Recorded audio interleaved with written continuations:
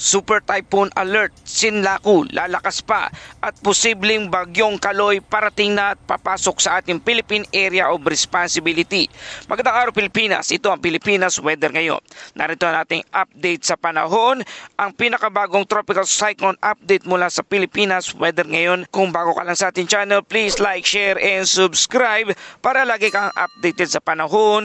Salamat sa iyong suporta. Mga kababayan, ngayong araw ng Biyernes, April 10, 2026 na po tayo. Narito na ating update sa panahon, ang Tropical Storm Sinlaku, isang bagyo sa labas ng ating Philippine Area of Responsibility na may international name na Tropical Storm Sinlaku, ay mabilis na lumalakas at posibleng maging isang super typhoon sa mga susunod na araw. Mga kababayan, opisyal lang naging isang tropical storm ang dating tropical depression sa labas ng ating Philippine Area of Responsibility. Ang huling lokasyon nito ay nasa layong 2,725 kilometers silangan ng northeastern Mindanao.